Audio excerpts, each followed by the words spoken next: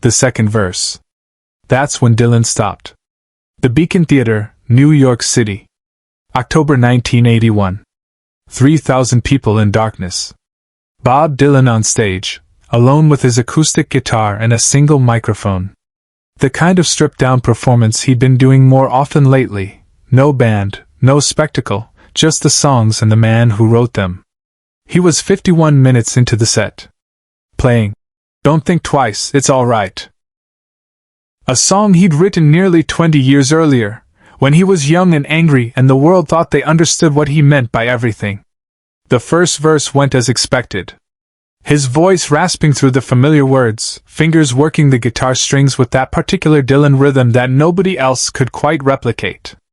The audience sat in reverent silence, the way audiences did by 1981 when Dylan performed. No longer screaming teenagers but aging believers who'd followed him through electric controversies and born-again phases and everything in between. He began the second verse. It ain't no use in tinnin' on your light, babe. And then he saw it. His voice stopped mid-line. Not a natural pause. Not a breath. A full stop, like someone had cut the sound cable. His fingers stilled on the guitar strings. The note hung in the air for a moment, then died.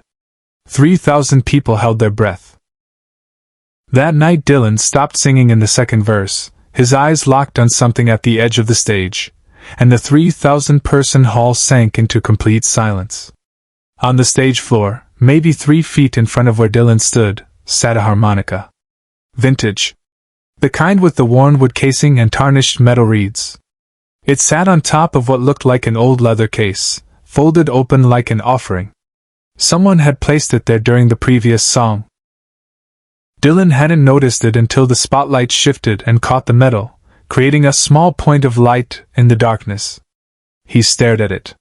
His hand slowly lowered the guitar, letting it hang by its strap against his body.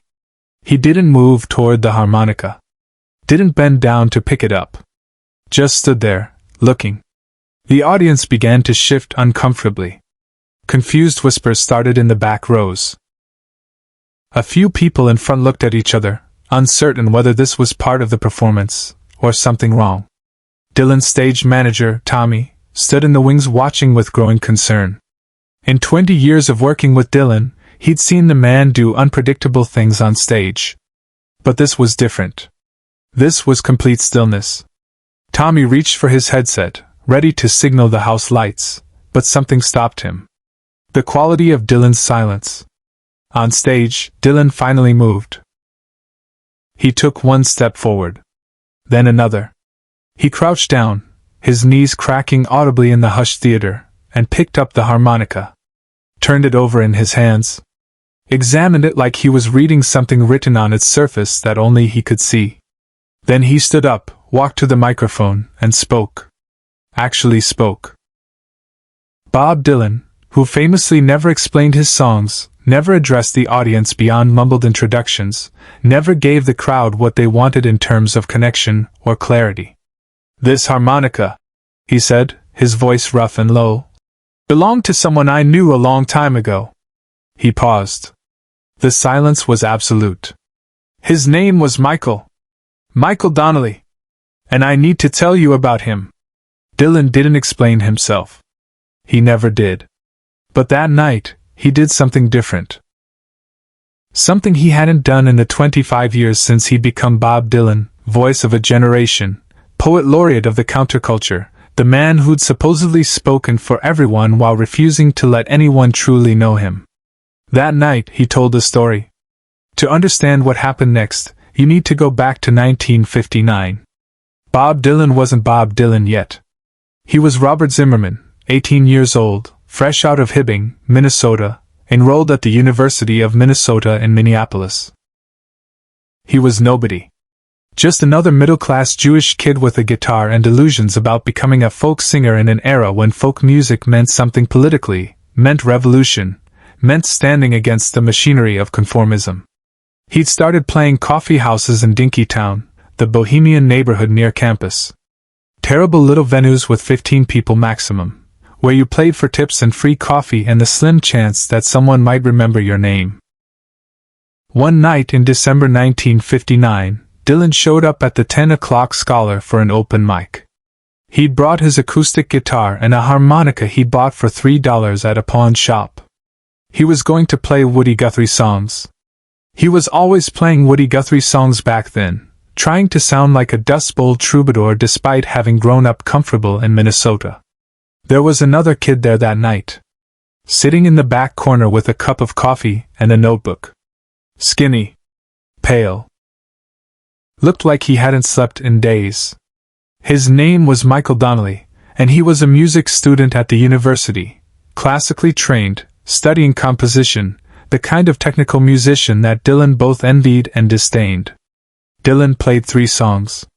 The audience, all 12 people, clapped politely. He started to pack up his guitar when Michael approached. "You're rushing the harmonica parts," Michael said. No introduction. No politeness. Just direct observation. Dylan bristled. "I'm playing it the way it's meant to be played. You're playing it the way Guthrie played it. But you're not Guthrie. You're rushing because you're nervous. The harmonica is supposed to fill space. You're cramming it in." They argued for 20 minutes right there in the coffee house. Musical theory. Timing. What it meant to be authentic versus what it meant to be yourself. It was the kind of argument that only happens between young men who think art is worth fighting about. At the end of it, Michael said, "Play with me tomorrow. I'll show you what I mean." They met the next day in a practice room in the music building. Michael brought his own harmonica, a beautiful vintage instrument that had belonged to his grandfather. For 3 hours, he taught Dylan how to actually play harmonica. Not just blow and hope. Really play. Control the breath. Find the space between notes. Let silence do the work. "Music isn't about filling every second," Michael said. "It's about knowing when to wait." It was the most important musical lesson Dylan would ever receive, though he wouldn't realize it for years. They became friends. Unlikely friends, the studied classical composer and the self-invented folk singer. They'd meet in coffee houses, argue about music and politics and poetry. Michael was the only person who called Dylan on his bullshit, who told him when he was being pretentious or derivative or trying too hard to be Woody Guthrie instead of himself. Subscribe and leave a comment, because the most important part of this story is still unfolding. In March 1960, Michael got sick. It started as fatigue, then weight loss, then the diagnosis, acute lymphoblastic leukemia. Advanced. The doctors gave him maybe a year, maybe less. Michael dropped out of school, moved back to his parents' house in St. Paul. Dylan visited him there a few times. Awkward visits where they both pretended things were normal, where they talk about music theory while Michael got progressively thinner and paler. On one visit in November 1960, Michael gave Dylan his harmonica. The vintage one. His grandfather's. "I can't play it anymore," Michael said. His hands shook too much. "But you should have it. You'll do something with it." "Something I can't." Dylan tried to refuse. Michael insisted. "One condition," Michael said. "When you make it, and you will, I can tell, don't forget where you learned to wait. Don't forget that music is about the space between the notes." Dylan took the harmonica. Promised he'd remember. 3 weeks later, Michael Donnelly died. He was 20 years old. Dylan carried that harmonica to New York City when he left Minnesota in January 1961. He played it on his first album. He played it in the clubs in Greenwich Village. He played it when he met Joan Baez, when he signed with Columbia, when he wrote "Blowin' in the Wind" and "The Times They Are A-Changin'," and all the other songs that would make him famous. The harmonica was there for all of it. But success is complicated. Fame is corrosive. By 1965, Dylan was drowning in expectation. He was supposed to be the voice of a generation. The protest singer. The conscience of the movement. Everyone wanted a piece of him, wanted him to explain himself, wanted him to be their prophet. He went electric. Famously. The folk purists booed. He didn't care. Or he pretended not to care. It's hard to tell with Dylan. Somewhere in the chaos of the mid-60s, the tours, the drugs, the motorcycle accident, the retreat, Michael's harmonica got packed away. Dylan couldn't say exactly when. Just that one day he reached for it, and it wasn't there. Lost in the machinery of being Bob Dylan. He told himself it didn't matter. He bought other harmonicas. Played them just as well. Michael was dead anyway. The past was the past. But he never forgot what Michael had taught him. About waiting. About space. About the silence between notes being as important as the sound. That lesson shaped everything Dylan would become. The way he sang. The way he wrote. The way he let meanings sit unresolved. His entire artistic philosophy came from a dying music student in a practice room in Minneapolis in 1959. Dylan never talked about Michael. Not in interviews. Not in memoirs. Not anywhere. Michael was private. Sacred. The kind of debt you carry silently because speaking it feels like diminishing it. Until October 1981. The Beacon Theater. The second verse of "Don't Think Twice, It's All Right." Away from the spotlight, Dylan made a choice no one expected. The audience waited. 3,000 people sitting in darkness while Bob Dylan stood on stage holding a harmonica that had just appeared from nowhere, having just announced he was going to tell them about someone named Michael Donnelly. Dylan walked back to his stool. Sat down. Placed the harmonica carefully on the stage beside him. "I was 18. Dylan began, his voice quiet but carrying through the perfect acoustics of the Beacon. "Didn't know anything about music. Thought I did. Thought I was Woody Guthrie reincarnated." A small, bitter smile. "This kid, Michael, he set me straight. Taught me everything that matters about playing harmonica. About timing. About waiting." He paused. Picked up the harmonica again. "He gave me this harmonica before he died. Told me to remember that music is about the space between the notes. I carried it for years. Played it on records you might know. Then I lost it. 16 years ago. Figured it was gone." Dylan looked out into the darkness where the audience sat invisible. "Tonight someone put it back. Someone found it. Brought it here. Left it on my stage." He held up the harmonica so the spotlight caught it. "I don't know who you are. I don't know how you got this. But thank you. You gave me back something I thought was gone forever." The audience was absolutely still. Some people were crying, though they didn't fully understand why. Something about Dylan's voice. The nakedness in it. The man behind the myth actually visible for once. Dylan set the harmonica down again. Picked up his guitar. "I'm going to finish this song now," he said. "And I'm going to play it the way Michael taught me.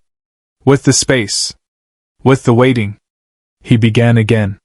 Not from the beginning. From exactly where he'd stopped. Second verse. Second line. "It ain't no use in turning on your light, babe." But now there was something different in his playing. A quality of patience. Of allowing silence to exist between the notes. Of trusting that the emptiness carried as much meaning as the sound. When he reached the harmonica solo, he picked up Michael's harmonica and played it. The sound that came out was like nothing the audience had heard before. It wasn't technically perfect. Dylan was rusty on this particular instrument. But it carried weight. History. Grief. Gratitude. All the things he'd been carrying silently for 21 years since Michael died. He played the harmonica solo slowly. Deliberately. With space between each phrase. Exactly the way Michael had taught him. When the song ended, Dylan set the harmonica down gently. He stood. He looked at the audience he couldn't see in the darkness. "Some debts you can't repay," he said quietly. "You just carry them. And you try to be worthy of them." He walked off stage. Didn't come back for an encore. The house lights came up. 3,000 people sat in silence for a long moment before anyone moved. Share and subscribe, Some stories deserve to be remembered. Dylan never explained who returned the harmonica. Never tried to find out. He kept it with him for the rest of his life. In his tour case. Always. And if you listen carefully to every Dylan recording after October 1981, you can hear it, the space between notes. The waiting. The silence that carries meaning. Michael Donnelly's final lesson, still being learned.